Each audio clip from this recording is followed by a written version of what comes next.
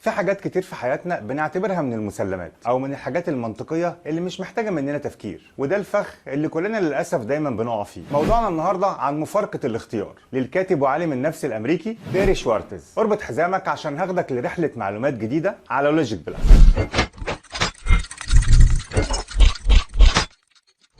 كتير مننا بيفتكر ان كل ما يكون قدامنا خيارات كتيره كل ما هتكون فرصتنا في الاختيار افضل، وده للاسف مش حقيقي. احنا بطبيعتنا كبشر بنحب دايما يكون عندنا حريه الاختيار، بنحب التنوع والاختيارات الكتيره عشان نختار براحتنا، وصعب نفرط في اي اختيار بسهوله، وده عشان اعتقادنا بان كل ما الاختيارات كترت كل ما كانت الفرص اكتر، كل ما كانت النتائج افضل. وهي دي المشكله، لان كل ما زادت الاختيارات انت كده بتبقى بترفع من معدل الخطا في الاختيار، وغير كده انت بتزود عندك القلق والحيره وكمان الضغط النفسي، وغالبا في النهايه مش هتكون راضي عن اختيارك اللي انت اخترته، لانك دايما كنت هتفترض ان كان في اختيار تاني كان هيكون احسن من اللي انت اخترته. كمان بعض شركات الاغذيه اتبعت نفس المنهج بعد ما اتعملت تجربه على المستهلكين واثبتت نجاحها، وهو ان شركه من الشركات طرحت في الاسواق 12 نوع من المربى باطعمه مختلفه، وبعد شهر اكتشفوا ان مبيعات المربى بقت 3%، يعني من كل 100 عبوه كان بيتباع 3 عبوات بس. لكن بعدها بفتره قرروا يعيدوا نفس التجربة، بس المرة دي كانوا 3 أنواع بس مش 12، وكانت النتيجة إن بعد شهر ارتفع معدل المبيعات ل 45%، وده معناه إن المرة دي المستهلك ما كانش بيتعرض للحيرة اللي كان بيتعرض لها في التجربة الأولانية، واللي كان ممكن بسبب حيرته إنه يقرر يمشي وما يشتريش. وهنا الكاتب بيقول إن هي دي مفارقة الاختيار، وإن تعدد الاختيارات هيوصلك في الآخر لنتيجة ملهاش أي قيمة. الكتاب ده مليان بعدد كبير من النتائج والأبحاث لعلماء نفس وخبراء في الاقتصاد متخصصين في مجال البيزنس وعلم الاجتماع،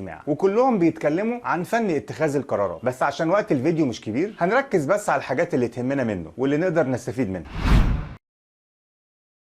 حد يقول لي ما انا كده هبقى مجبر على اختيارات محدده. هقول لك مش بالظبط، وهديك مثال للتوضيح. لو كان عندك ساعتين بس في يومك عشان تقدر تنجز فيهم مهمه معينه، فلو حبيت تعمل في الساعتين دول اكتر من حاجه مع بعض فغالبا وقتك هيضيع وانت عمال تفكر هتبدا بايه وهتنجز ايه قبل ايه، وفي النهايه هتلاقيك ما عملتش اي حاجه. لكن لو كنت محدد حاجه واحده بس هي اللي هتركز فيها ومش هتعمل حاجه غيرها في الوقت ده، هتلاقيك انجزت المهمه في الوقت اللي انت حددته. ولو فكرت هتلاقي ان ده حصل لما انت قللت الخيارات، لما بعدت نفسك عن الحاجات اللي بتشتت تفكيرك. مفيش موبايل واشعارات كل شويه، مفيش حاجه بتشغلك عن مهمتك الاساسيه، وده بالظبط اللي مقصود بالجمله اللي قلتها لك من شويه، وهي انك تقبل ان يكون في قيود على حريه اختياراتك. يعني اختار الحاجة اللي تحس انها بترضيك، مش لازم تدور على افضل شيء في الوجود عشان تبقى راضي. البحث والفحص والتدقيق الزايد عن اللزوم ممكن يعمل لك نتيجة عكسية، وبدل ما تجيلك افضل حاجة تجيلك اسوأ حاجة. وده مش معناه انك تبقى شخص عادي او انك تبقى شخص ما عندوش طموح. الفكرة هنا انك تختار الحاجة اللي تناسبك وترضيك، مش الحاجة المثالية.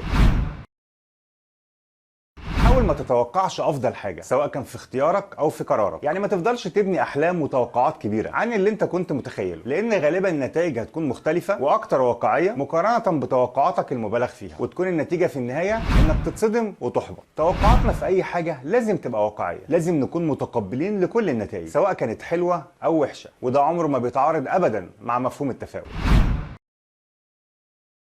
يعني قرارك اللي انت خدته بعد تفكير ودراسه حاول ما تغيروش. هتقولي ليه؟ ده بالعكس، انا لو اكتشفت ان قراري كان غلط ممكن اعدله عادي. هقول لك تمام، بس مش يمكن قرارك الاولاني كان هو الصح ولما غيرته اخترت القرار الغلط؟ زي بالظبط لما تكون في امتحان وخلاص جاوبت على اخر سؤال في ورقه الاسئله، لكن قبل ما تسلم ورقتك قلت راجع مراجعه اخيره وجيت عند السؤال ده وغيرت الاجابه عشان ما كنتش متاكد منها، لكن لما خرجت وجيت تراجع الاجابات تكتشف انك كنت كاتب في الاول الاجابه الصح لكنك غيرتها في اخر لحظه بالاجابه الغلط. واكيد الموقف ده حصل لنا كلنا. لو اخترت اختيار بعد تحليل وتفكير ما ترجعش فيه.